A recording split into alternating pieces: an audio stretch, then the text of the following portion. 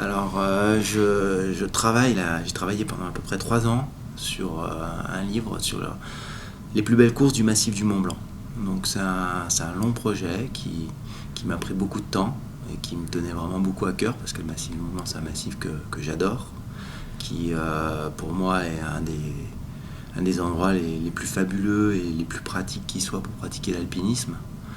Et, euh, et voilà, j'avais vraiment envie de parler de l'alpinisme qu'on fait aujourd'hui, qui a beaucoup changé depuis l'époque de Gaston Rébuffat.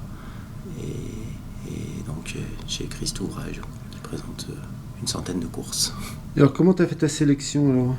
Alors la sélection, c'est un peu une mission impossible parce qu'il y a tellement de courses magnifiques dans ce massif que c'est très très dur de faire un choix. Alors j'ai essayé d'être varié, de faire des courses de faciles à extrêmes, de faire des courses, des grandes classiques, de faire découvrir aussi le massif. Donc c'est un des problèmes de l'alpinisme d'aujourd'hui, c'est que les gens vont tous sur les mêmes courses.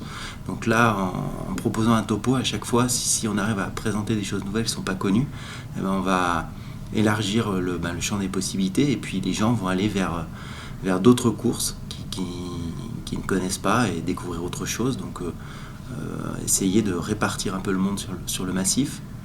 Évidemment, après de la variété dans le type d'escalade, donc il va y avoir des courses rocheuses, des courses mixtes, des courses de neige et glace. Donc, la variété aussi dans les saisons, donc il y aura des courses tout au long de l'année maintenant, des courses qui se font pratiquement tout le temps à l'automne, des courses estivales, des courses de l'hiver. Voilà. Et on retrouve un peu l'esprit de Gaston Rébuffat, donc. Hein. Alors, le livre, moi j'ai commencé la montagne il y a pratiquement 25 ans maintenant, avec le livre de Gaston Rébuffat, Les 100 plus belles. Et c'est un ouvrage qui m'a marqué et qui à l'époque était le seul, qui présentait des topos et des belles photos. Ce qui me faisait rêver, c'est ces photos, et c'est souvent les photos qui m'ont donné envie d'aller en montagne, d'aller faire des courses. Et là, j'ai essayé dans ce livre de mettre les plus belles images possibles pour pouvoir donner aux gens envie d'aller faire ces courses par l'image, parce qu'ils voient des passages magnifiques, parce qu'ils voient la beauté de l'itinéraire. Voilà. Après, le livre est organisé un peu comme les 100 plus belles, c'est-à-dire qu'on va de la course la plus facile à la course la plus difficile.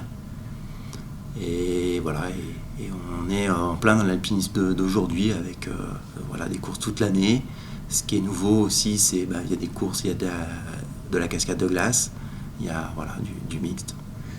Et comment se décompose un topo? Alors, il y a photo, description, dessin. Alors, pour chaque voie, on a des photos de l'itinéraire. On a à chaque fois un tracé de l'itinéraire sur une photo. Quand c'est nécessaire, essentiellement pour toutes les voies d'escalade, il y a un croquis avec les cotations longueur par longueur. Et puis à chaque fois, on a la difficulté, dénivelé, l'horaire, le matériel recommandé, la période, l'accès. Et puis souvent, quand c'est intéressant, j'écris un historique de comment la voie a été ouverte, par qui elle était ouverte, dans quelles circonstances. Voilà. Et toi, ton coup de cœur alors dans ton livre? Mon coup de cœur... Ou tes coups de cœur? Mes coups de cœur, je dirais qu'il y en a plein. Hein. Moi, j'aime beaucoup la cascade, donc introduire la cascade dans un livre comme ça sur les plus belles courses du massif, toutes ces cascades d'Argentière, c'est vraiment des choses qui me plaisent. Après, je dirais, pour dire une voie en rocher, je dirais les Intouchables au Trident du Tacul. C'est difficile, je pense que toutes les courses sont belles dans chaque niveau. Et voilà, c'est à découvrir et à faire.